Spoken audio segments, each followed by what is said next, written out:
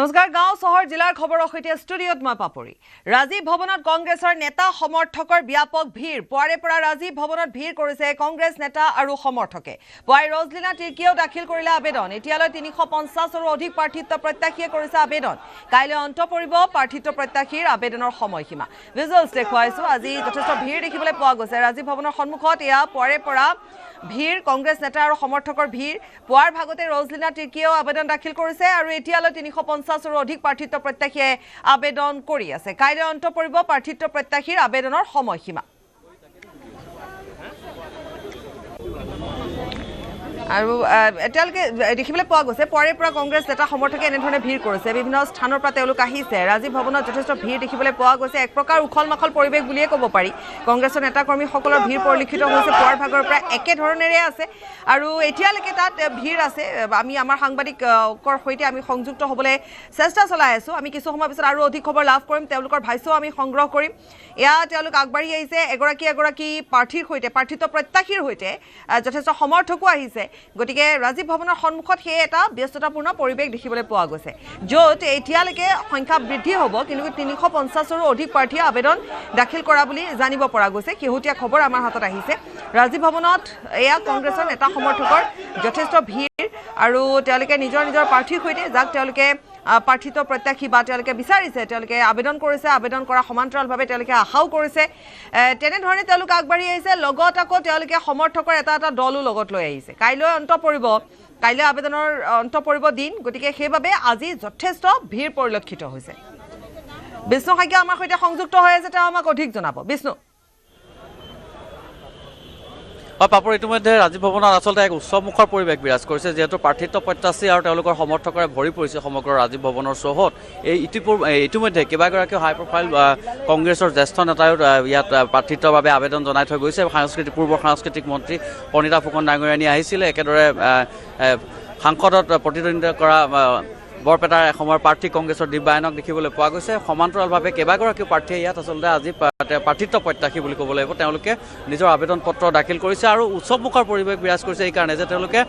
অসংখ্য কৰ্মী সমৰ্থকসহ আহি ৰাজীৱ ভৱনত উপস্থিত হৈ আবেদন পত্ৰ দাখিল কৰিছে আৰু সমগ্ৰ ৰাজীৱ ভৱনৰ পৰিৱেশ উৎসৱমুখৰ হৈ গৈছে ইতিমধ্যে বহু সংখ্যক প্ৰাৰ্থী দিছে যদি 350 পাৰ হৈছে এই মুহূৰ্তত 350 যি সংখ্যা আছিলে আবেদন কৰা প্ৰাৰ্থিত্ব প্ৰত্যাশীৰ সংখ্যা প্ৰায় 362 পাৰ হৈছে বুলি আমি জানিব পাৰিছোঁ আৰু কিছু সময়ৰ পিছতে হয়তো আমি আৰু কেইবাগৰাকীও প্ৰাৰ্থী আহিব ইয়াৰ ভিতৰত প্ৰাক্তন সাংসদ তথা প্ৰাক্তন বিধায়ক আব্দুল খালেক ডাঙৰীয়া আহি উপস্থিত হ'ব কিছু সময়ৰ পিছত ইতিমধ্যে আমি ক'লোঁ যে তানজিল হুছেইন আহিছিল দি থৈ গৈছে আবেদন দাখিল কৰি গৈছে সত্যব্ৰত কলিতা আহিছিল একেদৰে ৰজলিনা তিৰ্কী ডাঙৰীয়ানীও আহিছিল প্ৰণীতি ফুকন আহিছে ইতিমধ্যে মই কৈছোঁৱেই আৰু কেইবাগৰাকীও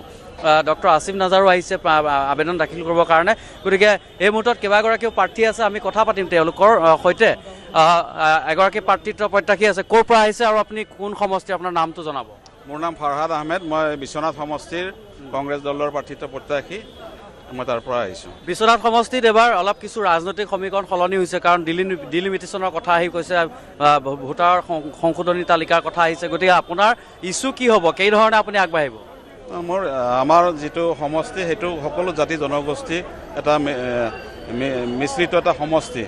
সকলো জাতি জনগোষ্ঠী সকলো ধৰ্মাৱলম্বী তাত আছে গতিকে আমি সকলো জাতি জনগোষ্ঠীক উন্নয়নৰ কাৰণে আমি আগবাঢ়িম আৰু দলে যদি আমাক টিকেট দিয়ে আমি জয়লাভ কৰিম বুলি আশা কৰিছোঁ কিমান আশা আছে 100% আশা আছে ধন্যবাদ জনাইছোঁ আপোনালোক শুভেচ্ছা থাকিল আমি আৰু কেইবাগৰাকীও প্ৰাৰ্থিত্ব প্ৰত্যাশী ইয়াত আছে তেওঁলোকৰ সৈতে কথা পাতিবলৈ চেষ্টা কৰিম কাৰণ পুৱাৰ পৰা যথেষ্ট লোকৰ ইয়াত ভিৰ হৈছে উজনি অসমৰ পৰা নামনি অসমলৈকে প্ৰতিটো সমষ্টিৰে প্ৰাৰ্থিত্ব প্ৰত্যাশী যিমান আছে সকলোৱে আহি তেওঁলোকৰ নিজ আবেদন দাখিল কৰিছে অৱশ্যে কোনে কেতিয়া শেষ হাঁহি মাৰিব সেয়া পৰৱৰ্তী সময়ত গম পোৱা যাব কাৰণ এই মুহূৰ্তত তেওঁলোকে আবেদন দাখিল কৰিছে আৰু পাপৰি আপুনি নিশ্চয় সকলোৱে জানে যে এখন স্ক্ৰিনিং কমিটি দাখিল কৰিছে কংগ্ৰেছে যে সেই প্ৰিয়ংকা গান্ধীৰ নেতৃত্বত গঠন কৰা সেই স্ক্ৰিনিং কমিটিয়েহে শেষ সিদ্ধান্ত ল'ব কোনগৰাকী প্ৰাৰ্থীক আচলতে টিকট প্ৰদান কৰিব কিন্তু এই মুহূৰ্তত যদি চাওঁ ৰাজীৱ ভৱনৰ তলে ওপৰে সকলোতে প্ৰাৰ্থিত্ব প্ৰত্যাশীৰ ভিৰ দেখিবলৈ পোৱা গৈছে মই এই মুহূৰ্তত এজন প্ৰাৰ্থিত্ব আছে দাদা ক'ৰ পৰা আহিছে আৰু আপুনি কোন সমষ্টিৰ পৰা প্ৰাৰ্থী মই 125 নং পাটাকান্দি সমষ্টি হয় প্ৰতাপ সিনহা পিলু মই এজন অকলে নহয় মোৰ লগত মোৰ বহু দিনৰ দীৰ্ঘদিনৰ যোদ্ধা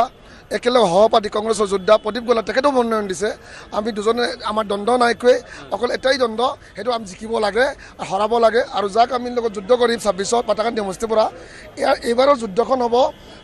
স্থানীয় বনাম বহিৰাগত যেহেতু পাটাকান্দি সমষ্টিত যোৱা 10 বছৰ এজন বহিৰাগতই MLA হৈ আছে আমি তেওঁক হৰাব লাগে আমি সব যুঁজি একেলগে আমি আমাৰ বহিৰাগত হটাম পাটাকান্দি বিজেপি কংগ্ৰেছ বুলি নহয় এইবাৰৰ যুদ্ধখন স্থানীয় বনাম বহিৰাগত আমি দল একেলগত আছোঁ আজি আমি আহোঁতে আমাৰ লগত লৈ আহিছে আজিৰ দিনত আমাৰ পাটাকান্দি সমষ্টিৰ আমাৰ নেতা আমাৰ ব্লক কংগ্ৰেছ সভাপতি যাদৱেন্দ্ৰ সিনহা তেখেতৰ লগত আছে আপোনালোকে যোনে টিকেট নাপাওক দুইজনে মুঠতে পালে হ'ল কিন্তু খেলিব কিন্তু বিসম্বাদৰ কথা এটা আহে কংগ্ৰেছত যেতিয়া টিকেট নাপায় চিপৰাং মৰা ৰাজনীতি এটা চলে এইবাৰ তেনেকুৱা হ'ব নেকি চিপৰাংটো নোহোৱাৰ কাৰণটো আপুনি প্ৰমাণ পালেই দেখোন দুজন লগত আছে যদি নহ'লে মই বেলেগকৈ দিলোঁ হয় তেখেত বেলেগকৈ দিলে হয় কিন্তু আজি চিপৰাং নহয় আজি গৌৰৱ গগৈ এখেতে যদি পায় আপুনিও তেখেতক সহায় কৰিব আৰু তেখেতে পালে হয় আমি আমাৰ ভিতৰত মানে কোনো দ্বন্দ্ব নাই আমি মিলি পেলাই হেৰি যুঁজিম আৰু জিকিম এইটো আশা ৰাখি পেলাই আমাৰ বিজেপিৰ লগত আমাৰ হেৰি যুদ্ধটো হ'ব আৰু বিজেপিৰ লগত যুদ্ধটো কৰি পেলাই আমি পাথাৰকান্দি গৌৰৱ গগৈৰ নেতৃত্বত আমি অহা চৰকাৰ গঠনৰ উদ্দেশ্যত পাথাৰকান্দি বিধানসভাটো আমি জিকি এইটো উপহাৰ দিম গৌৰৱ গগৈক ধন্যবাদ জনাইছোঁ আপোনালোকৰ এই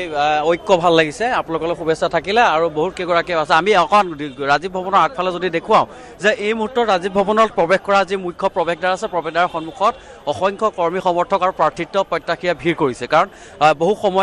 বহু লোক আহিছে বিভিন্ন স্থানৰ পৰা আৰু তেওঁলোকে প্ৰাৰ্থিত্বৰ বাবে আবেদন দাখিল কৰিছে এই মুহূৰ্তত পাপৰি আপোনালোকে দেখিছে নিশ্চয় যে কেনেকুৱা ধৰণৰ এটা পৰিৱেশ বিৰাজ কৰিছে কংগ্ৰেছৰ যিসকল কৰ্মী আছে তেওঁলোকৰ যথেষ্ট উৎসাহ পৰিলক্ষিত হৈছে তেওঁলোকৰ মাজত বা তেওঁলোকৰ এটা যথেষ্ট উৎসুকতা বৃদ্ধি পাইছে যে এইবাৰ নিৰ্বাচনক লৈ যি ধৰণে তেওঁলোক আহিছে বা প্ৰাৰ্থিত্বৰ বাবে আবেদন দাখিল কৰিছে সেই নিশ্চয় কেইবাগৰাকী মহিলা আহিছে আমি চেষ্টা কৰিম তেওঁলোকৰ মাজলৈ যাবলৈ কিন্তু এইবাৰ দেখা গৈছে যে অলপ কিছু পৃথক দেখা গৈছে ৰাজীৱ ভৱনৰ পৰিস্থিতি কাৰণ যি সময়ত কোৱা হৈছিল যে কংগ্ৰেছ দলৰ যি ভিত্তি গণভিত্তিৰ কথা কোৱা হয় বা বিভিন্ন সময়ত বিভিন্ন কথা কোৱা হয় এইবাৰ কিন্তু সমৰ্থক বা কৰ্মীসকলৰ যি আশা দেখা গৈছে তেওঁলোক হয়তো এইবাৰ অলপ কিছু বেলেগ ধৰণে আগবাঢ়ি ওলাই আহিছে আৰু আমি এজন প্ৰাৰ্থী আছে তেওঁৰ সৈতে কথা পাতিবলৈ চেষ্টা কৰিম কলংকিত কৰিছে কলুষিত কৰিছে সেইজন মানুহৰ মিয়া হিন্দু মুছলমান একাকাৰ কৰি পেলাইছে হিমন্ত বিশ্ব শৰ্মাই আটাইতকৈ বেছি উচ্ছেদ কৰিছে জনগোষ্ঠীক জনজাতীয় মানুহক মিয়াতকৈ বেছি 6 জনগোষ্ঠীক তেওঁ জনজাতিকৰণ দিম বুলি ইফালে আৰু আছে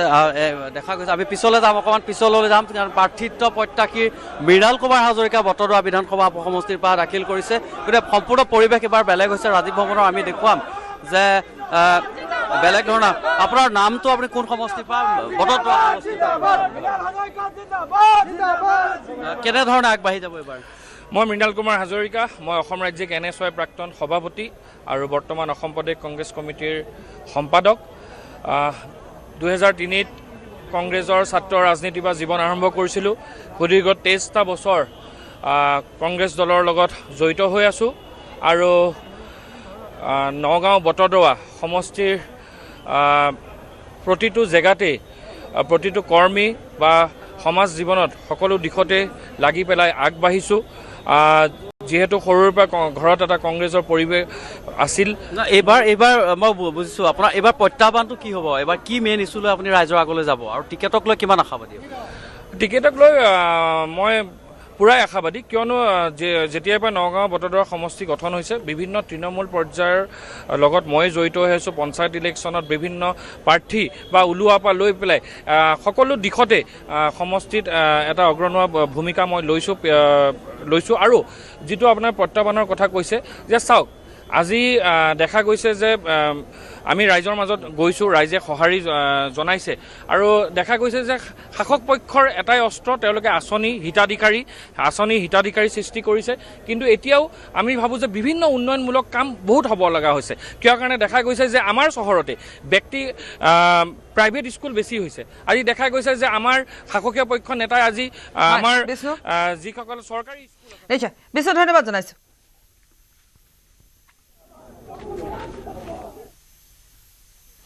বিধানসভা নিৰ্বাচনৰ বাবে ক্ৰমাৎ আকৰ্ষণীয় হৈ পৰিছে জাগিৰোড বিধানসভা সমষ্টিটোত কংগ্ৰেছৰ মাজতে আৰম্ভ হৈছে টিকট কেন্দ্ৰিক যুঁজ সম্প্ৰতি বিজেপিৰ দখলত থকা সমষ্টিটোত কংগ্ৰেছৰ 4 গৰাকী টিকট প্ৰত্যাশী গুৱাহাটীৰ ৰাজীৱ ভৱনত 4 গৰাকী প্ৰাৰ্থিত্ব প্ৰত্যাশীৰ টিকটৰ বাবে আবেদন জাগিৰোড সমষ্টিৰ টিকটৰ দৌৰত আছে প্ৰাক্তন বিধায়ক তথা মন্ত্ৰী বুবুল দাস জাগিৰোড ব্লক কংগ্ৰেছৰ প্ৰাক্তন সভাপতি মোহন দাস কংগ্ৰেছ কৰ্মী সূৰ্য দাস আৰু বীণাপানী দাস দেওশাল শিৱ থানত পূজা অৰ্চনা কৰি দলীয় সমৰ্থক সহ টিকট আবেদনৰ বাবে ৰাজীৱ ভৱনলৈ ৰাওনা হয় জাগিৰোড ব্লক কংগ্ৰেছৰ সভাপতি মোহন দাস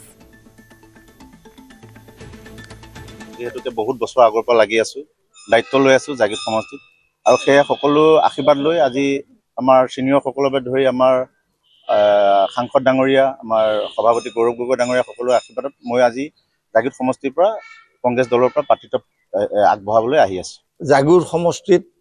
নেতৃত্ব দিব পৰা জোখাৰে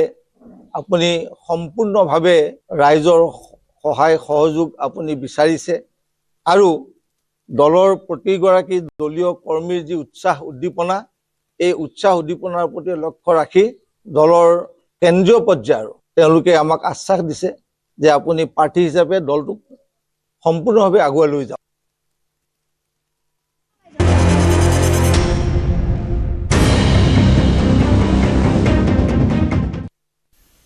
ব্ৰেকিং নিউজ পুৱাই ক্ৰাইম ব্ৰাঞ্চত উপস্থিত গৰিমা শইকীয়া গাৰ্গ বিতৰ্কিত শিখা শৰ্মাৰ বিৰুদ্ধে এজাহাৰ দাখিল কৰিছে গৰিমাই সামাজিক মাধ্যমত জুবিন গাৰ্গক লৈ শিখা শৰ্মাই বিৰূপ মন্তব্য কৰিছিল জুবিনৰ চৰিত্ৰক লৈ আনকি সামাজিক মাধ্যমত ধাৰাবাহিকভাৱে শিখা শৰ্মাই পোষ্ট দি আহিছে পামী বৰঠাকুৰেও দিছপুৰ থানাত শিখা শৰ্মাৰ বিৰুদ্ধে গোচৰ ধৰিব ৰাজ্যজুৰি জুবিন ফেন ক্লাবৰো অভিযোগ দাখিল দিছপুৰ থানাত জুবিন গাৰ্গ ফেন ক্লাবৰ সভাপতি পিকু বুঢ়াগোহাঁই দাখিল কৰা এজাহাৰ প্ৰাণৰ শিল্পী জুবিন গাৰ্গৰ মৃত্যুৰ আজি 4 মাহ সম্পূৰ্ণ হৈছে আৰু আজি 4 মাহ সম্পূৰ্ণ হৈছে কিন্তু এই গোটেই কেইটা দিনতে দেখিবলৈ পোৱা গৈছে শিখা শৰ্মাই বিভিন্ন ধৰণৰ পোষ্ট দিছে আৰু য'ত তেওঁ বিশেষভাৱে তেওঁ সেই পোষ্টসমূহত জুবিন গাৰ্গক এক প্ৰকাৰ তেওঁ চাৰিত্ৰিক দিশটো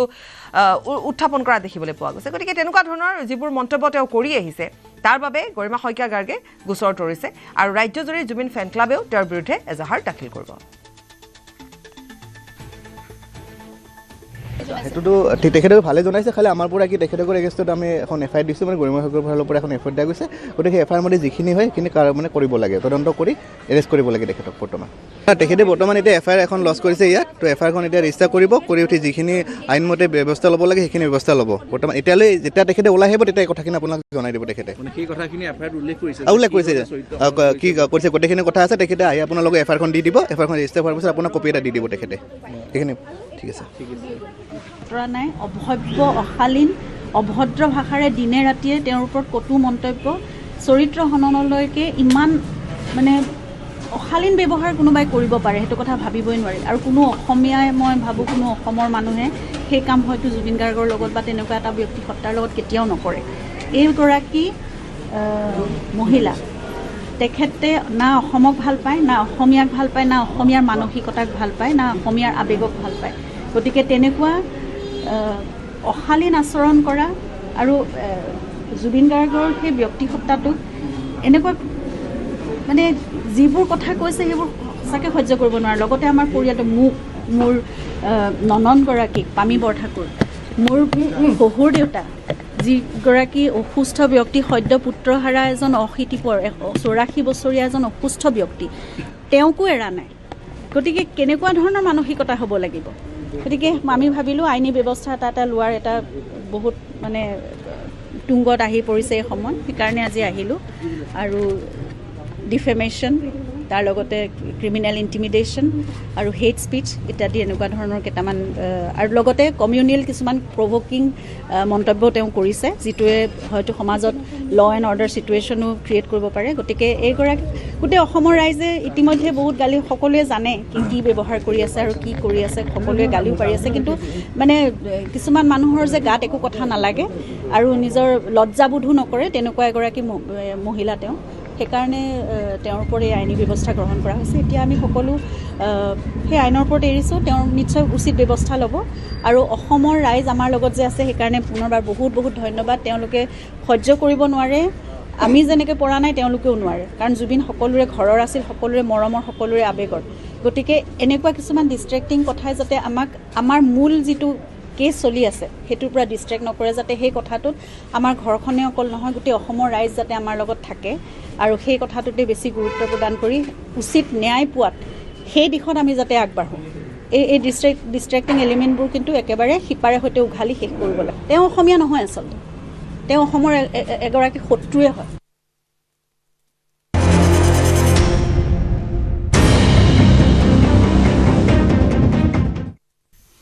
চিপাঝাৰৰ গৰুখুটি বহুমুখী কৃষি প্ৰকল্পত দেওবাৰে উত্তপ্ত পৰিস্থিতি। বেদখলকাৰী আক্ৰমণৰ বলি কৃষি প্ৰকল্পৰ কৰ্মচাৰী। কেইবাজনো কৰ্মচাৰীক আক্ৰমণ কৰে বেদখলকাৰীয়ে। সন্দেহজনক লোকে প্ৰকল্পৰ খেতি দখল কৰিবলৈ যোৱাক লৈ এই পৰিস্থিতিৰ সৃষ্টি হয়। পৰিস্থিতি নিয়ন্ত্ৰণৰ বাবে উপস্থিত হোৱা আৰক্ষীৰ সৈতেও হতাহতিত লিপ্ত হয় বেদখলকাৰী। গৰুখুটি প্ৰকল্পৰ ব্ৰহ্মপুত্ৰ চৰৰ নতুনকৈ প্ৰশাসনে চমজাই দিয়া ৩,১০০ বিঘা ভূমিক লৈ পৰিস্থিতি উত্তপ্ত পৰিস্থিতিৰ সৃষ্টি হৈছিল আৰু কেনেধৰণে তাত বাৰ্তালাপ কৰা হৈছিলে সেয়াও আমি দেখুৱাইছিলোঁ কালিৰ দিনটো।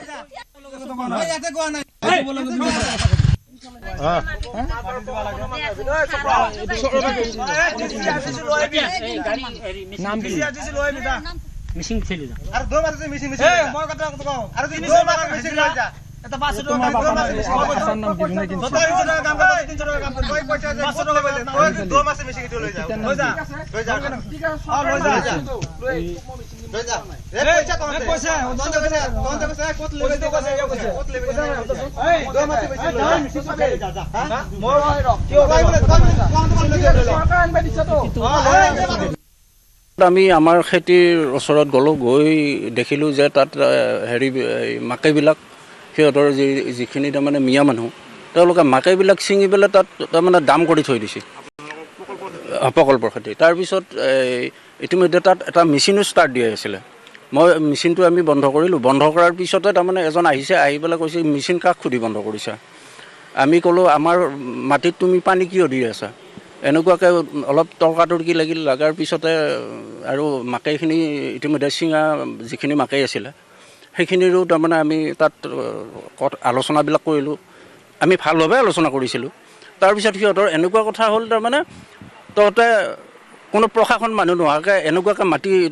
কৰিব আহিলে হ'ব নেকি? আমাৰ মাটি এইবিলাক আমি আগৰ পৰাই দখল কৰি আছোঁ। এনেকুৱা তাৰমানে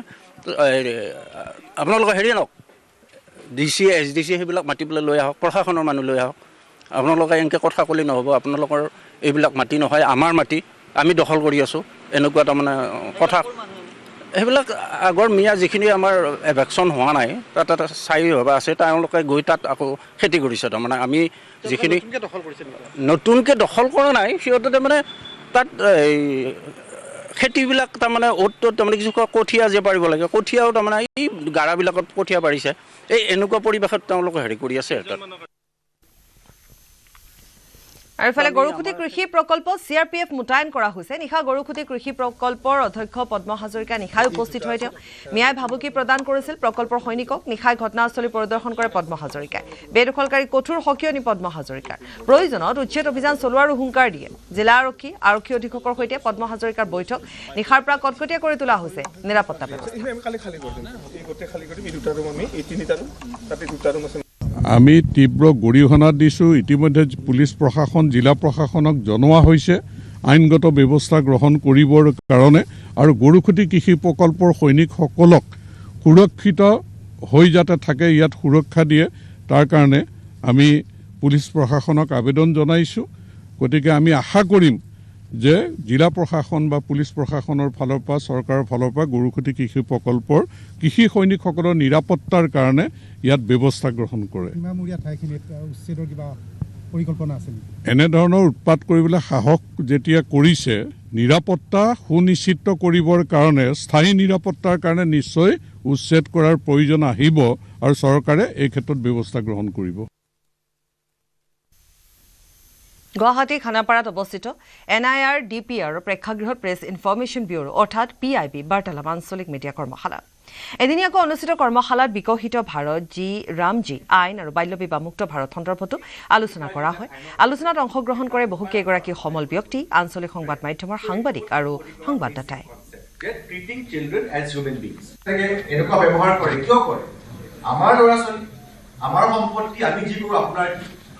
By lightning of the dam, I request all our guests to kindly come ahead for the lightning of the dam. এই শিশু অধিকাৰ যিবিলাক আইনত আছে সেইবিলাক ৰূপায়ণ কৰাত সহায় কৰিব লাগিব ৰাইট চ' এইটো হ'ল শিশু অধিকাৰৰ বেচিক কনচেপ্ট যে ট্ৰিটিং চিলড্ৰেন এজ হিউমেন বিংছ এনেকুৱা ব্যৱহাৰ কৰে কিয় কৰে আমাৰ ল'ৰা ছোৱালী আমাৰ সম্পত্তি আমি যি কৰোঁ আপোনাৰ ৱৰ্ল্ড ইকনমিক ফৰামত অংশগ্ৰহণৰ বাবে ছুইজাৰলেণ্ডৰ ডাভোছত উপস্থিত মুখ্যমন্ত্ৰী ডাভোছত উপস্থিত হৈ অন্ধ্ৰপ্ৰদেশৰ মুখ্যমন্ত্ৰী চন্দ্ৰবাবু নাইডু বিশ্ব বেংকৰ সভাপতি অজয় বাংগা কেন্দ্ৰীয় মন্ত্ৰী ৰামমোহন নাইডুক সাক্ষাৎ কৰে মুখ্যমন্ত্ৰীয়ে ডাভোছত আজিৰে পৰা 23 জানুৱাৰীলৈকে অনুষ্ঠিত হ'বলগীয়া ৱৰ্ল্ড ইকনমিক ফৰামত ভাগ লোৱা প্ৰথমগৰাকী অসমীয়া হিমন্ত বিশ্ব শৰ্মা ডাভোছত বিশ্ব বাণিজ্য সন্মিলনত অংশ ল'বলগীয়া অসমৰ দলটোত মুখ্যমন্ত্ৰীৰ উপৰিও আছে মুখ্য সচিবসহ আন 3জন শীৰ্ষ আমোলা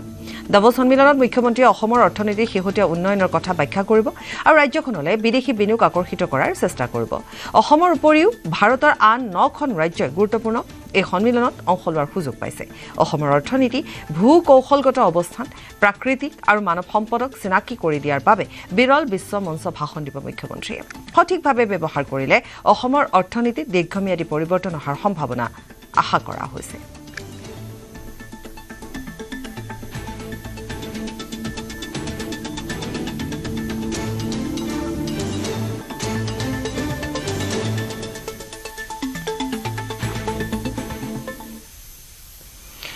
2026 নিৰ্বাচনত দুটা ৰাজনৈতিক দলৰ মাজত চলিছে এটাই আনটোক নিশেষ কৰি দিয়াৰ প্ৰতিযোগিতা অখিল গগৈ বদৰুদ্দিন আজমলৰ এআইডিএফ আৰু বদৰুদ্দিন আজমলে অখিল গগৈ ৰাইজৰ দলক নিশেষ কৰাৰ হুংকাৰ দিছে প্ৰতিযোগিতাত প্ৰথমে হাত উজান দিছে অখিল গগৈ ৰাইজৰ দলৰ সভাপতি অখিল গগৈ এআইডিএফ প্ৰধান বদৰুদ্দিন আজমলক দিছে পৰামৰ্শ অখিলৰ পৰামৰ্শ এআইডিএফ সামিল হৈ যাওক কংগ্ৰেছৰ হৈতে আনহাতে অখিল গগৈৰ দাবী কংগ্ৰেছত সামিল নহলে বিলুপ্তি হ'ব এআইডিএফ বিগত লোকসভাৰ নিৰ্বাচনত ধুপুৰীত আজমলক হৰুৱাৰ পূৰ্ণ কৰ্তৃত্ব নিজৰ বুলি ইতিমধ্যে দাবীয়ে কৰিছে অখিল গগৈ এই মন্তব্যৰ পিছতে অখিল গগৈৰ এই হুংকাৰক উভতি ধৰিলে এআইডিএফ প্ৰধান বদৰুদ্দিন আজমলে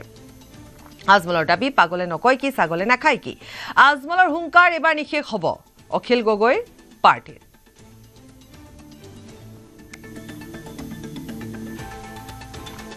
তেওঁলোকে সকলোৱে জানে যে এবাৰ বদৰুদ্দিন আজমলক আমি ধুবুৰী লোকসভা সমষ্টিৰ পৰা খেদুৱাৰ ক্ষেত্ৰত আমাৰ ৰাইজৰ দলৰ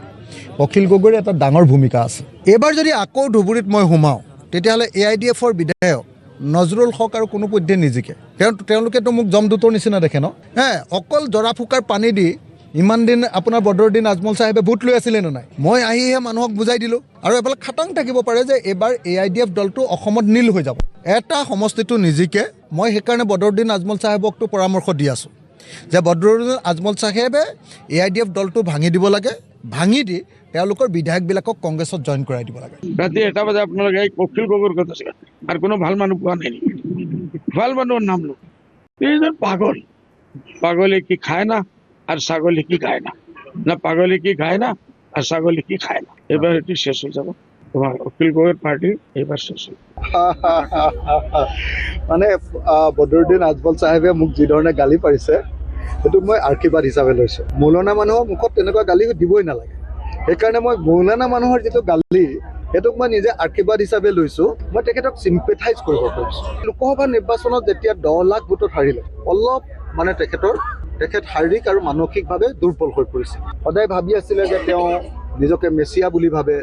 তেওঁ নিজকে একেবাৰে অৱতাৰ বুলি ভাবে তেওঁ নিজকে মানুহৰ ৰক্ষাকৰ্তা বুলি ভাবে অথচ মানুহে তেওঁ সাংঘাতিক ধৰণে বিদায় দি দিলে মই আপোনালোকক কৈ দিছোঁ যে এইবাৰ অসমৰ পৰা এআইডিএফ সম্পূৰ্ণৰূপে শেষ হৈ যাব এটাও বিধানসভা সমষ্টিত এআইডিএফ নিজিকে যদি এটাত কেনেবাকৈ জিকে সেইটো হ'ব এক্সিডেণ্ট সেইটো স্বাভাৱিক ঘটনা নহয় আকস্মিকভাৱে আমি ভুল কেণ্ডিডেট দিয়াৰ কাৰণে হয়তো আমি ভুল কেণ্ডিডেট দিলেহে ক'ৰবাত এআইডিএফ জিকিব পাৰে কিন্তু এবাৰতো ভুল কেণ্ডিডেট নিদিওঁৱে কাৰণ মই আছোঁ এবাৰ কাকো পইচা খাই লৈ কেণ্ডিডেট দিবলৈ মই কাকো নিদিওঁ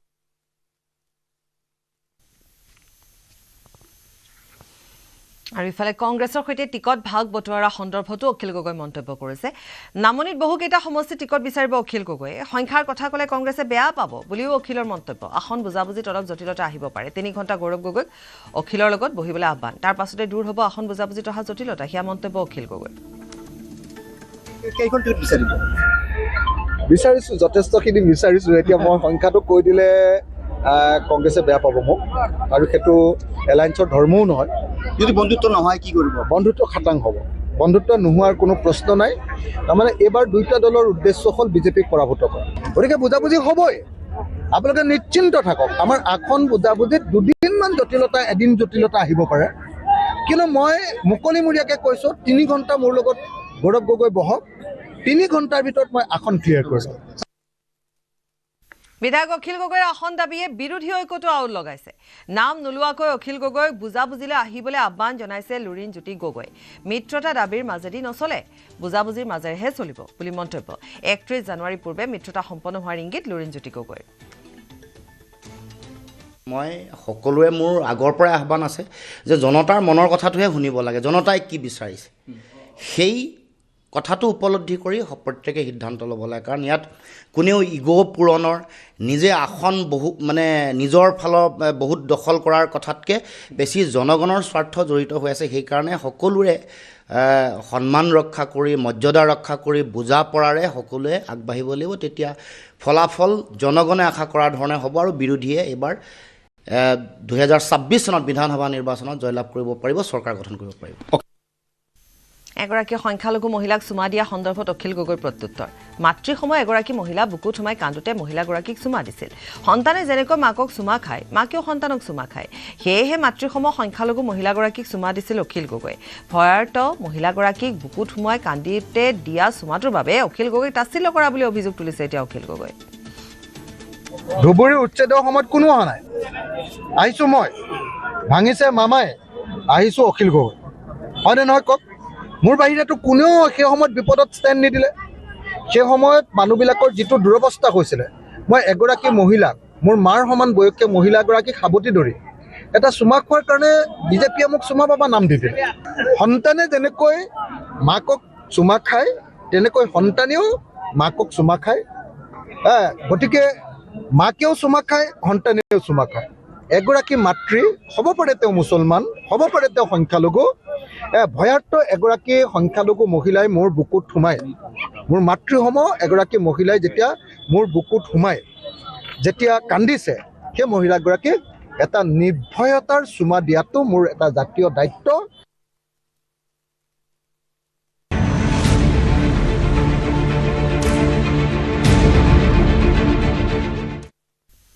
ঢিঙৰ বৰবিল কছাৰীবাৰীত খিলঞ্জীয়া অসমীয়াই কৰা সৰিয়হৰ খেতিত মাতব্বৰে ট্ৰেক্টৰেৰে হাল বাই নষ্ট কৰাক লৈ ঢিঙত বীৰ লাচিত সেনাৰ সংবাদমেলযোগে হুংকাৰ প্ৰদান কৰে মাতব্বৰৰ বিৰুদ্ধে ব্যৱস্থা গ্ৰহণ কৰাৰ বিপৰীতে আৰক্ষীৰ ৰহস্যজনক ভূমিকাৰ বাবেই ঢিঙত খিলঞ্জীয়াৰ ওপৰত মাতব্বৰৰ অত্যাচাৰ চলি আছে জাতি মাটি ভেটি ৰক্ষাৰ কথা কোৱা বিজেপি নেতৃত্বাধীন চৰকাৰ দিনতে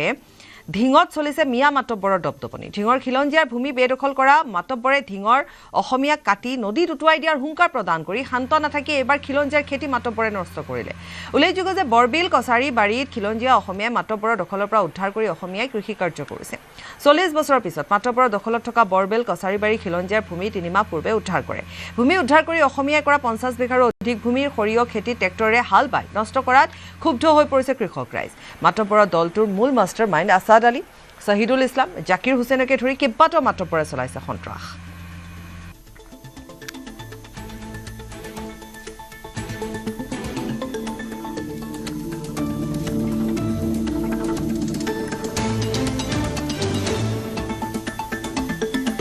আৰছাদ আলী বুলি যিজন মাতব্বৰ তেওঁক অতদিনে কিয় গ্ৰেপ্তাৰ কৰিব পৰা নাই সেইটো আমাৰ প্ৰশ্ন আছে আৰু তেওঁলোকে যিসকলক মাতব্বৰ বুলি গ্ৰেপ্তাৰ কৰি জেল হাজতলৈ প্ৰেৰণ কৰিছে স্থানীয় ৰাইজৰ পৰা আমি জানিব পৰা মতে সেইসকল মাতব্বৰ নহয় সেইসকল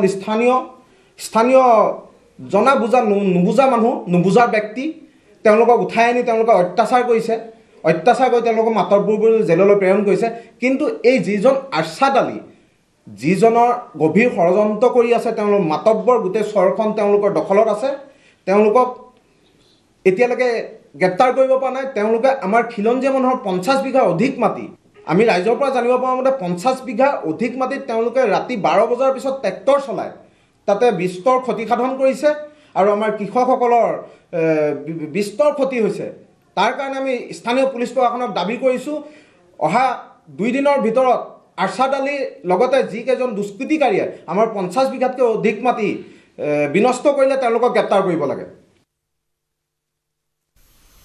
অসমৰ পৰম্পৰাগত পোছাক ধুতি আৰু গামোচা পৰিধান কৰি শৰীৰ চৰ্চা প্ৰতিযোগিতাত অংশগ্ৰহণ কৰিলে এদল প্ৰতিযোগীয়ে চৰাইদেউ জিলা শৰীৰ চৰ্চা সন্থা আৰু ইউনিভাৰ্চেল ফ্লেগ জিমৰ উদ্যোগত সোণাৰীত প্ৰথমবাৰৰ বাবে আয়োজন কৰা মিষ্টাৰ চৰাইদেউ 2025-26 প্ৰতিযোগিতাত ধুতি আৰু গামোচা পিন্ধি প্ৰতিযোগীসকলে প্ৰতিযোগিতাত অংশগ্ৰহণ কৰে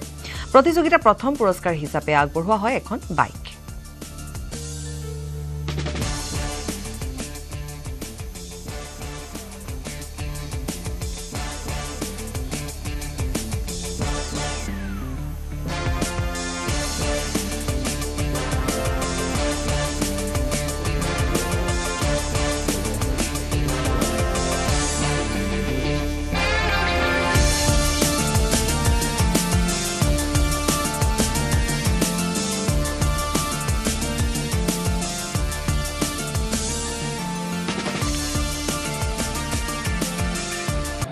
ধুতি গামোচা ৰাউণ্ডটো আমি অতি সফলভাৱে ৰূপায়ণ কৰিছোঁ ইয়াত ৰাইজৰ বিপুল সঁহাৰি পাইছোঁ বিচাৰক মণ্ডলীৰ পৰা আৰম্ভ কৰি যথেষ্ট সংখ্যক খেলুৱৈয়ে অংশগ্ৰহণ কৰিছে আৰু এই প্ৰতিযোগিতাখিনি এতিয়া বৰ্তমান চলি আছে ইয়াৰ এতিয়া বৰ্তমান ফিটনেছ ৰাউণ্ডটো চলাৰ পিছতে আমি কেটেগৰীসমূহ 60, 65, 70, 75, 80 একাডেমি 80+ চলিব আৰু পৰৱৰ্তী সময়ত চেম্পিয়ন অফ দ্য চেম্পিয়ন প্ৰতিযোগিতাখন আৰম্ভ হ'ব আৰু এই প্ৰতিযোগিতাখনৰ মূল আকৰ্ষণ হৈছে এখন আমি সম্পূৰ্ণ ব্ৰেণ্ড নিউ বাইক আমি প্ৰদান কৰিম আৰু যিজন ফিটনেছ চেম্পিয়ন হ'ব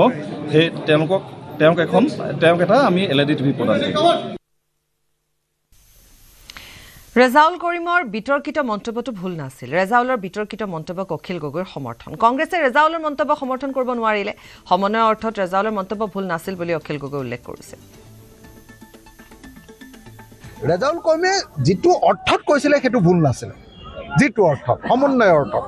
এতিয়া সেইটো কংগ্ৰেছে ডিফেণ্ড কৰিব নোৱাৰিলে মই কি কৰিম কওক ছাৰ হিমন্ত বিশ্ব শৰ্মাৰ যিটো চাল আছিলে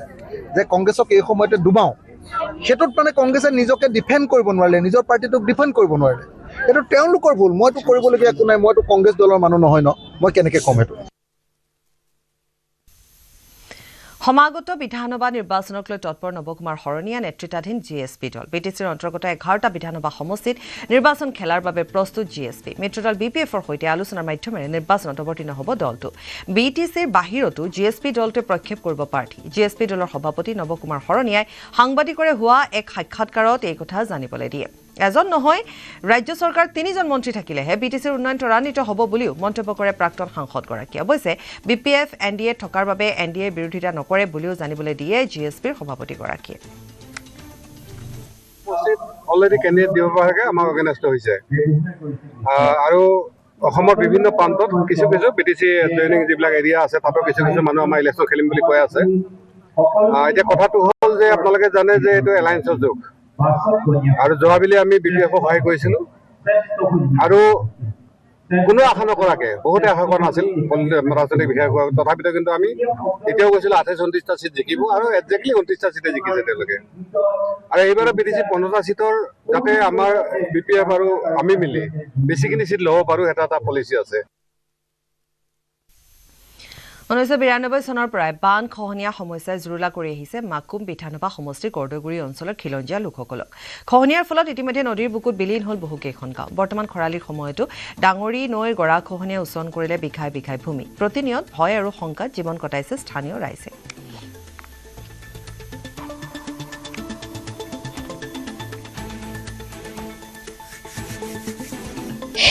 এফালে চৰকাৰে বজাইছে নিৰ্বাচনী ৰণডংকা কিন্তু আনফালে আজি আমি এটা বেলেগ দিশ দেখুৱাবলৈ যত্ন কৰিম যেহেতু পূৰ্বৰ পৰাই যি তিনিচুকীয়াৰ কৰ্দৈগুৰি অঞ্চলৰ গৰাখহনীয়াৰ যি সমস্যা সেই সমস্যাৰ কিন্তু সমাধান এতিয়ালৈকে হোৱা নাই তিনিচুকীয়া কৰ্দৈগুৰিৰ ডাঙৰি নৈৰ যিহেতু অনন্ত নলাৰ আজি যি পৰিৱেশ দেখা আছিলে চপৰে আছে খহিছে গৰা আৰু যিহেতু এই খহনীয়াৰ ফলত সকলোৰে ৰাইজ ইতিমধ্যে যিটো সকলোৰে মনত আশংকা আৰু নিশা হ'লে তেওঁলোকৰ আচলতে ভয় ভাৱ লাগে যিহেতু তেওঁলোকৰ ঘৰ খেতি সকলো খহাই লৈ গৈছে ইতিমধ্যে দাদা আপোনাৰ ওচৰলৈ আহিছোঁ যিহেতু আপুনি মৰাণ ছাত্ৰ সন্থাৰ এখন বিষয়ববীয়া লগতে এইখন গাঁৱত থকা গাঁৱৰ বাসিন্দা কি ক'ব এই ক্ষেত্ৰত প্ৰথম কথা হৈছে যে বিজেপি চৰকাৰ নেতৃত্বাধীন অসম চৰকাৰক বাৰে বাৰে দৃষ্টিগোচৰ কৰি থকাৰ পিছতো কৰ্দৈগুৰি অঞ্চলৰ বানগৰাখহনীয়া সমস্যাটো আজিলৈকে স্থায়ী সমাধান হোৱা নাই বিভাগীয় মন্ত্ৰী পীযুষ হাজৰিকা ডাঙৰীয়া আপোনাৰ লাজ নাই নেকি কেন্দ্ৰীয় মন্ত্ৰী সৰ্বানন্দ সোণোৱাল ডাঙৰীয়া, আপোনাৰ লাজ নালাগে? এই খিলঞ্জীয়া মানুহক ঠগিবলৈ, এই খিলঞ্জীয়া মানুহক মিথ্যাচাৰৰ বলি কৰিবলৈ আপোনালোকৰ হৃদয় নাই? আপোনালোকৰ কি চিন্তা শক্তি নাই যে এই সাধাৰণ জনতাক, এই খিলঞ্জীয়া মানুহখিনিক আপোনালোকে বাৰে বাৰে গৰাখহনীয়া সমস্যা পৰিদৰ্শন কৰাৰ নামত প্ৰতিশ্ৰুতি বাৰে বাৰে প্ৰদান কৰি তাৰ পৰৱৰ্তী সময়ত আপোনালোকে ডিপিআৰ প্ৰস্তুত বাৰে বাৰে ডিপিআৰ প্ৰস্তুত কৰিও আচলতে কাৰ্যকৰী ব্যৱস্থা গ্ৰহণ কৰিবৰ কাৰণে আপোনালোকৰ কি আচলতে অভাৱ হৈছে আমি চিন্তিত হৈ পৰিছোঁ। আৰু আমি মৰাণ ছাত্ৰ সন্থাৰ পৰা সকীয়াই দিব বিচাৰিছোঁ, আগন্তুক এসপ্তাহৰ ভিতৰত আপোনালোকে যদি কোনো ধৰণৰ ডিপিআৰৰ কাৰ্যকৰী ব্যৱস্থা গ্ৰহণ নকৰে, অন্যথা আমি ধাৰাবাহিক আন্দোলনৰ ঘোষণা কৰিম। হয়, এয়া মৰাণ ছাত্ৰ সন্থাই যিহেতু সকিয়নি প্ৰদান কৰিছে আৰু গাঁওবাসী আছে, মই যিহেতু তেওঁলোকৰ পৰা কিছু কথা যাতে আপুনি অকণমান ইফালে আহি দিয়ে মই জানিব বিচাৰিম। বাবু, আপোনাৰ ওচৰলৈ আহিছোঁ, কি ক'ব? যিহেতু দিনে নিশাই এনেদৰে কিন্তু চপৰে চপৰে আজি এনেদৰে গৰাখহনীয়া আজিৰ নহয়, পূৰ্বৰো সমস্যা, এতিয়ালৈকে সমাধান হোৱা নাই, আপোনালোকে সকলো হেৰুৱাই পেলাইছে, কি ক'ব? মই ইয়াকে ক'ব বিচাৰিম যে আমাৰ গাঁৱৰ স্থায়ী সমাধান লাগে। মুখ্যমন্ত্ৰী ডাঙৰীয়াক পোনপ্ৰথমে অনুৰোধ জনাইছোঁ, ইয়াত আহি এবাৰ পৰ্যবেক্ষণ কৰক, তেতিয়াহে অনুভৱ কৰিব পাৰিব মনৰ কথা, আমাৰ অঞ্চলটোৰ কথা তথা গাঁওবাসীৰ কথা। আমি এতিয়া যি বানখহনীয়াত বা গৰাখহনীয়াত পৰিছোঁ, ইয়াত থাকিলে গম পাওঁ, অনুভৱ কৰোঁ। চৰকাৰে বাৰে বাৰে আহে কৈ যায়, মিছা প্ৰতিশ্ৰুতি দিয়ে, কণা হাঁহক পতান ধান ছটিয়া নিচিনা অলপ কৰিব আৰু বন্ধ কৰি দিয়ে। এইবোৰ এনেকৈ কৰি যেতিয়া বাৰিষা দিন হ'ব তেতিয়া অলপ কৰি দেখাব। এনেকৈ কৰিলে আমাৰ কেনেকৈ প্ৰতিৰোধ হ'ব ইয়াৰ বানখহনীয়া গৰাখহনীয়াৰ? তাৰ প্ৰতিৰোধ আমাৰ অতি সোনকালে লাগে। ইয়াৰ পৰা মই অনুৰোধ জনাইছোঁ, যদি নহয় আমি অন্যথা ভোট বৰ্জন কৰিম বিজেপি চৰকাৰক, ইয়াৰ পৰা অনুৰোধ জনাইছোঁ। কামৰূপৰ বামুণ্ডীত পাৰ ভঙা উচা, বামুণ্ডীৰ বিল জলাশয়ত সমূহীয়া মৎস্য চিকাৰ ৰাইজৰ, জাকৈ জুলুকিলৈ বিলত নামিছে ৰাইজ, শিশুৰ পৰা বৃদ্ধলৈ সকলোৱে শিলডল ভাঙি আহিছে মাছ মাৰিবলৈ। চিতল, ৰৌ, ভকুৱাৰ পৰা আৰিলৈকে সকলো মাছ জালত উঠিছে। বছৰি মাঘৰ 5 তাৰিখে বামুণ্ডীত সমূহীয়াকৈ মৎস্য চিকাৰ কৰি নিশা ঐতিহাসিক সভাগন্ধ উৎসৱত অতিথিক প্ৰদান কৰে মাছসমূহ। এইবেলি 172 বছৰ অতিক্ৰম কৰিলে সভাগন্ধ উৎসৱে। বামুণ্ডীৰ সভাগন্ধ উৎসৱলৈ অহা সকলো লোককে সিধা হিচাপে আগবঢ়োৱা হয় মাছ, চাউল, খৰি, মছলা, হালধি, তেল, নিমখ, পাচলি আদিকে ধৰি ভোজনৰ বাবে প্ৰয়োজনীয় সকলো সামগ্ৰী। নিশাৰ ভাগলৈ লোকে লোকাৰণ্য হ'ব বামুণ্ডীৰ সভাগন্ধ সিধা দিয়া উৎসৱ।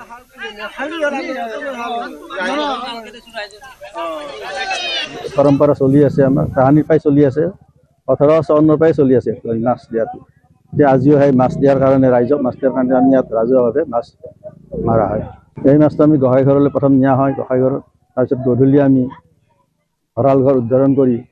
আমি 6:30 বা 7টাত আমি নিমন্ত্ৰিত অতিথিসকলক লগতে অনিমন্ত্ৰিত অতিথিসকলক আমি সিধা দিওঁ। মাছে, চাউলে, মছলাই, লাৱে, খৰিয়ে চবখিনি দি আমি তেওঁলোকক সিধা দিওঁ। আমাৰ ইয়াত 1200 ঘৰৰ ওপৰ আছে এটা গোসাঁই ঘৰৰ তলত। সেইটো আমাৰ 172 বছৰ আজি ভৰি দিলে আৰু মাঘত এই 72 বছৰ পূৰণ হ'ব, 172 বছৰ পূৰণ হ'ব। তামাৰহাটৰ কামানডাংগাত দেশী জনগোষ্ঠীৰ জাতীয় উৎসৱ পোষণা উদযাপন। দেশী জনগোষ্ঠীয় মঞ্চ আৰু দেশী যুৱ ছাত্ৰ মঞ্চক অসমৰ উদ্যোগত বৰ্ণাঢ্য কাৰ্যসূচীৰে পালন কৰা হয় পোষণা উৎসৱ। পোষণা উৎসৱত দেশী জনগোষ্ঠীৰ কলা কৃষ্টি আৰু খাদ্যাভ্যাস প্ৰদৰ্শন কৰাৰ লগতে আন আন খিলঞ্জীয়া জনগোষ্ঠীৰ কলা কৃষ্টি প্ৰদৰ্শন কৰা হ'ব। পোষণা উৎসৱৰ লগত সংগতি ৰাখি এক বিশাল সাংস্কৃতিক শোভাযাত্ৰাও উলিওৱা হয়।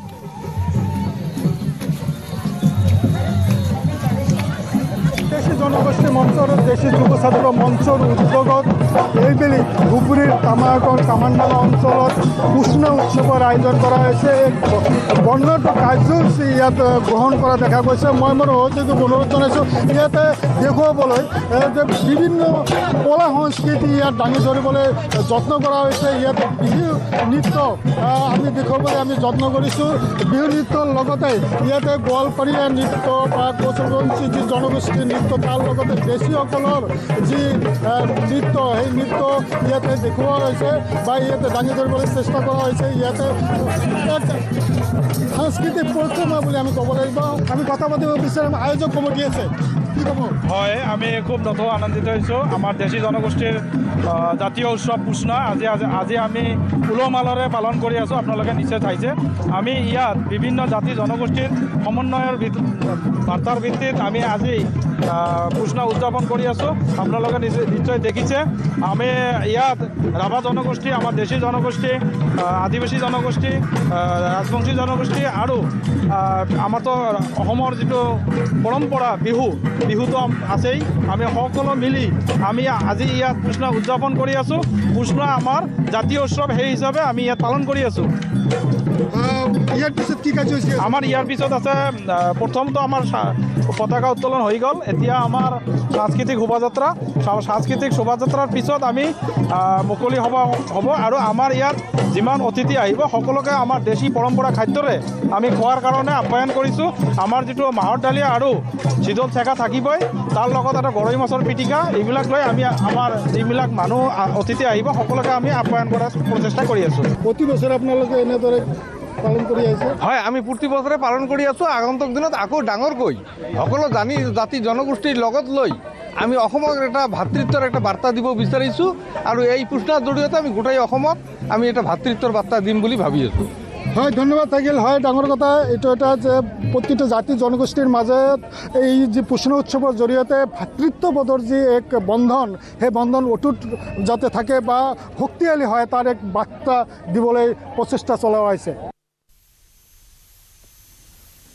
ভাড়ালৈ গাড়ীলৈ উঠাও প্ৰবঞ্চক চক্ৰৰ। হাজোৰ দামপুৰৰ আৰিফুল হকৰ বিৰুদ্ধে দিছপুৰ থানাত এজাহাৰ। প্ৰবঞ্চক আৰিফুল হকে দীপাংকৰ তালুকদাৰৰ নাম লৈ দুখনকৈ বলেৰো বাহনৰ চুক্তি কৰিছিল। NSPCতে ভাড়াত দিম বুলি কৈ বঙাইগাঁৱৰ ৰাজা আহমেদ আৰু চাহিদুল ইছলামৰ পৰা লৈছিল গাড়ী দুখন। আৰিফুলক সহযোগ কৰিছিল মছনুৰ আহমেদ আৰু অংকুৰজ্যোতি নাথ নামৰ দুজন যুৱকে। আৰিফুলে মাত্ৰ 2 মাহৰ ধন দিছিল যুৱক দুজনক। তাৰ পাছৰে পৰা আজিলৈকে আৰিফুল হকৰ কোনো খবৰ নাই, আনকি গাড়ী দুখনৰো কোনো সুসূত্ৰ নাই। যোৱা নৱেম্বৰতে বশিষ্ঠ থানাত আৰিফুল হকৰ বিৰুদ্ধে দিছিল এজাহাৰ, কিন্তু বশিষ্ঠ আৰক্ষীয়ে কোনো গুৰুত্ব প্ৰদান নকৰিলে। দেওবাৰে পুনৰ দিছপুৰ থানাৰ কাষ চাপিছে 2 ভুক্তভোগী। নাম হ'ল আৰিফুল হক, যিজন মানে দীপাংকৰ তালুকদাৰ, ইয়াৰ নাম হ'ল আৰিফুল হক, অৰিজিনেল নাম। সি আইডি মানে ভুৱা আইডি বনাই আমাৰ মানে মানুহৰ লগত এনেকা কৰে, আমাৰ লগত এনেকা কৰিছে। 2 মাহৰ পইচা ক্লিয়াৰ কৰিছে, 3 মাহৰ পৰা কৈছে বিল পোৱা নাই, কিবা পোৱা নাই, তেনেকে আমাক ঘূৰাই মানে ৰাখিছে। ইমান দিনে ৰাখিলে। সি জেলত গৈছিল, জেলৰ পৰা ৰিমাণ্ডত লৈ আহিল, ৰিমাণ্ডত লৈ আহি একো কৰিব নোৱাৰিলে। সিহঁতে মানে খোলা এই 2জন আছে, এজন আৰিফুল হক ওৰফে দীপাংকৰ তালুকদাৰ আৰু এজন অংকুৰজ্যোতি নাথ। এই 3জন মানে 3জনে মিলি পেলাই আপোনাৰ গাড়ী দুখন লৈ গ'ল। হয়, 3জন কালপিত। অৰুণাচলৰ সিজুতাত 3দিনীয়া কাৰ্যসূচীৰে অনুষ্ঠিত হয় পাকে পাগা হৰ্ণবিল উৎসৱ। পাকে পাগা খেলপথাৰত এক সৌন্দৰ্যময় পৰিৱেশৰ মাজত 9ম বাৰ্ষিক পাকে পাগা হৰ্ণবিল উৎসৱ অনুষ্ঠিত হয়। উৎসৱত মেগা নৃত্য, মহিলা গোটৰ দ্বাৰা নাল, টুকি, অভিনয় আদি, যুদ্ধ নৃত্য, য়াক নৃত্য আৰু জুবিনৰ লোকনৃত্য পৰিৱেশন কৰা হয়। পাকে পাগা হৰ্ণবিল উৎসৱৰ মূল উদ্দেশ্য হৈছে বনাঞ্চল আৰু ধনেশ পক্ষী সংৰক্ষণৰ ক্ষেত্ৰত সজাগতা বৃদ্ধি। ভাৰতবৰ্ষক অৰুণাচল প্ৰদেশত থকা গছ-গছনিয়ে 80% অক্সিজেন প্ৰদান কৰি আহিছে। মুকলি সভাত অৰুণাচল প্ৰদেশ চৰকাৰৰ ভূমি ব্যৱস্থাপনা, অসামৰিক বিমান পৰিবহণ, নগৰ পৰিক্ৰমা বিভাগৰ মন্ত্ৰী বালু ৰাজা, পাকে কেচাং বিধানসভা সমষ্টিৰ বিধায়ক বিউৰাম ৱাহকে ধৰি পাকে কেচাঙৰ আৰক্ষী অধীক্ষক, জিলা বন বিষয়া আৰু কেইবাগৰাকীও অতিথি উপস্থিত থাকে।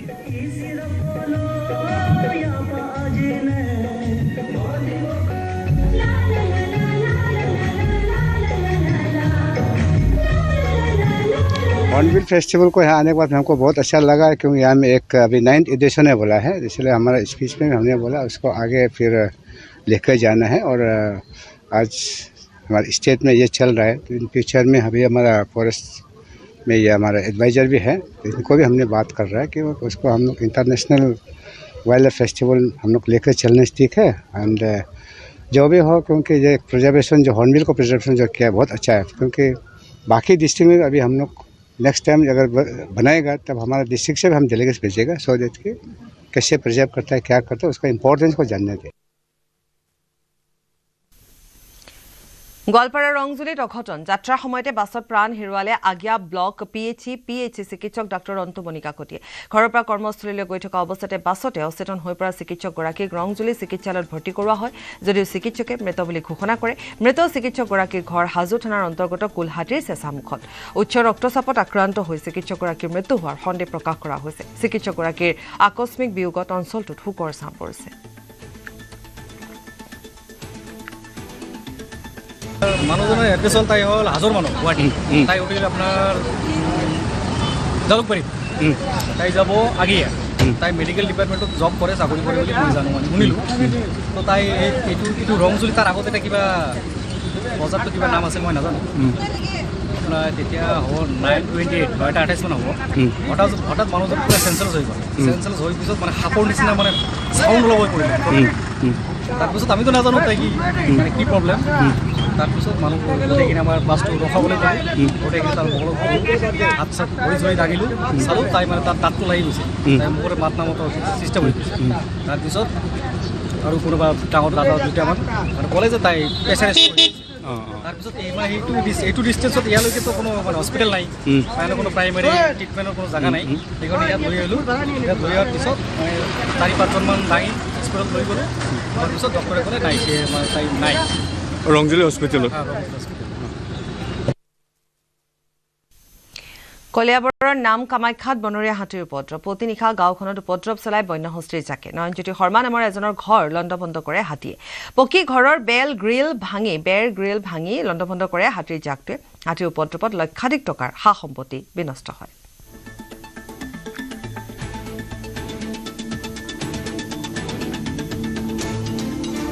লোহাৰ গেটখন ভাঙি হাতী সোমাই আহি প্ৰথম মোৰ নামঘৰৰ দুৱাৰখন ভাঙে তাৰপিছতে আহি মোৰ গ্ৰিলখন ভাঙে গ্ৰিল ভঙাৰ পিছতে মোৰ দোকানৰ ৱালখন ভাঙে তাৰপিছত আপোনাৰ মেইন ঘৰৰ ড্ৰয়িং ৰুমৰ খিৰিকী আৰু ৱালৰ সৈতে ভাঙে আৰু বেডৰুমৰ মাৰ বেডৰুমটোৰ দুৱাৰৰ খিৰিকী ৱালৰ সৈতে ভাঙে হাতীটোৱে ইমানেই অত্যাচাৰ কৰে যে অকল মানে খেদিব পৰা নাই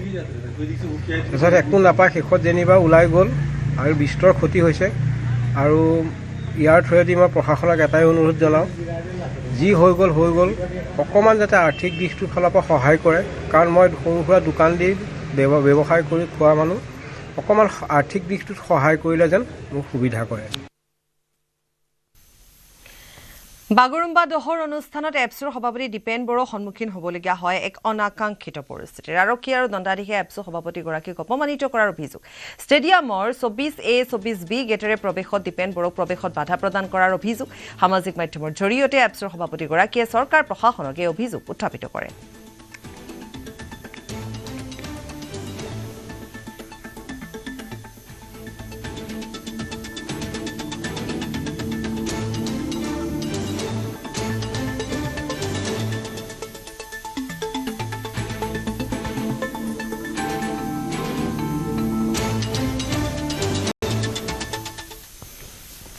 শিৱসাগৰৰ বেতবাৰী কোৱামৰা সন্দিকৈ গাঁৱত ভূপেন হাজৰিকা সমন্বয় ক্ষেত্ৰত 17 জানুৱাৰীৰ পৰা 9 দিনীয়া কাৰ্যসূচীৰে অনুষ্ঠিত কৰা হৈছে সদৌ অসম ভাওনা সমাৰোহ বেতবাৰী মৌজা আৰু থাওৰা মৌজাৰ ৰাইজৰ উদ্যোগত অনুষ্ঠিত কৰা ভাওনা সমাৰোহৰ লগত সংগতি ৰাখি দিহানাম পৰিৱেশন কৰা হয় সহস্ৰাধিক আয়তীয়ে একেলগে পৰিৱেশন কৰিলে দিহানাম সহস্ৰাধিক আই মাতৃয়ে একেলগে দিহানাম পৰিৱেশন কৰাৰ দৃশ্যই মোহিত কৰিলে সকলোকে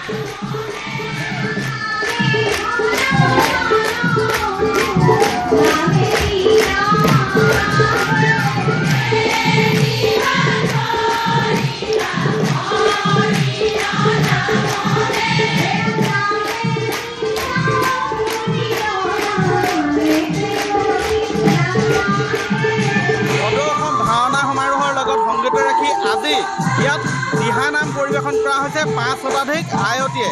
এয়া মই দেখুৱাইছোঁ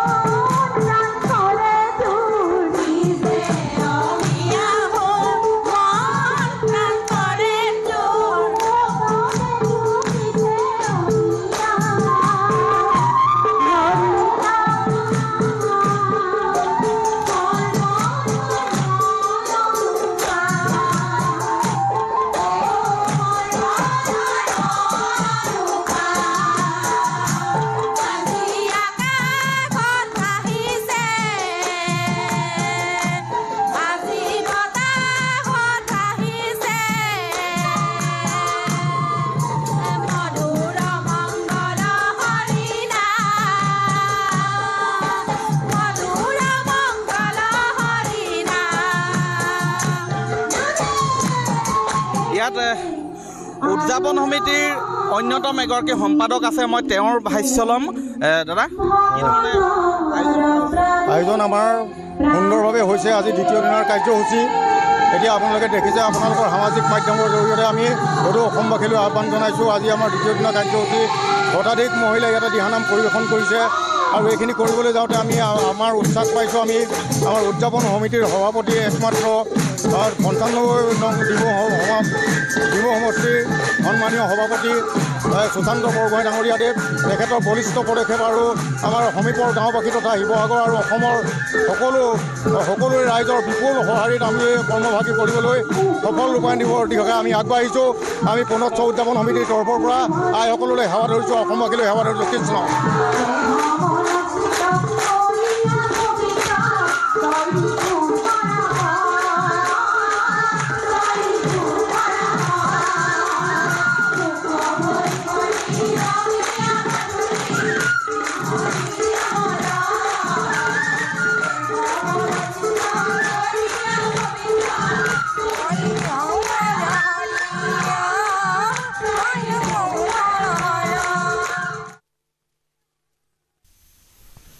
কেন্দ্ৰীয় মন্ত্ৰী সৰ্বানন্দ সোণোৱালৰ বিৰুদ্ধে অপপ্ৰচাৰ দুষ্ট চক্ৰৰ কবলত কেন্দ্ৰীয় মন্ত্ৰী সৰ্বানন্দ সোণোৱাল ভুৱা পেড আৰু চহী জালিয়াতিৰে দুষ্ট চক্ৰৰ ধাৰাবাহিক অপপ্ৰচাৰ দুষ্ট চক্ৰৰ বিৰুদ্ধে এজাহাৰ দাখিল সোণোৱালৰ কাৰ্যালয় পুনৰ এবাৰ এইখিনিতে উল্লেখ কৰিছোঁ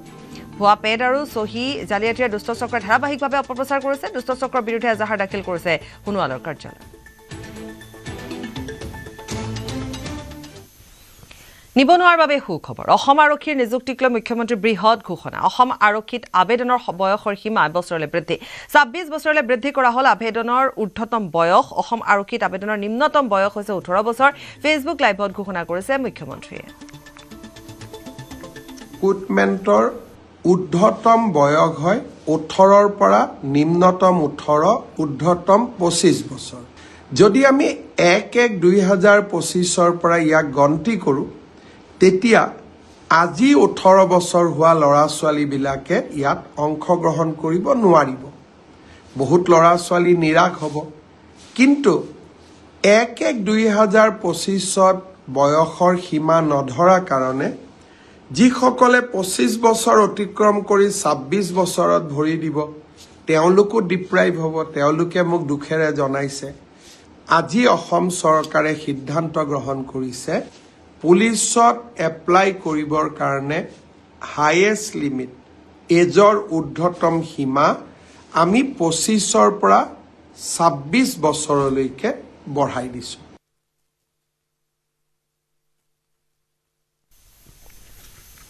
আজি বিজেপিৰ ৰাষ্ট্ৰীয় সভাপতি নিৰ্বাচন সভাপতি পদৰ বাবে প্ৰাৰ্থীৰ সংখ্যা একাধিক হলে হ'ব নিৰ্বাচন বিনা প্ৰতিদ্বন্দ্বিতাৰে নীতিন নবীন নিৰ্বাচিত হোৱাৰ সম্ভাৱনা প্ৰধানমন্ত্ৰী মোদী অমিত শ্বাহৰ সমৰ্থন নীতিন নবীনলৈ দলটোৰ শীৰ্ষ নেতৃত্বৰ অধিকাংশৰে নীতিন নবীনলৈ সমৰ্থন আজি বিয়লিৰ ভাগত দাখিল কৰিব পাৰিব মনোনয়ন পত্ৰ মনোনয়ন প্ৰত্যাহাৰৰ শেষ সময় বিয়লি ৫ বজাৰ পৰা ৬ বজা কাইলৈ ঘোষণা হ'ব বিজেপিৰ ৰাষ্ট্ৰীয় সভাপতিৰ নাম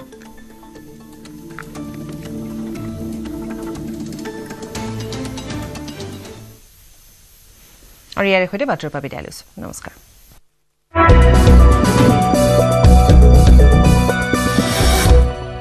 এইটো মই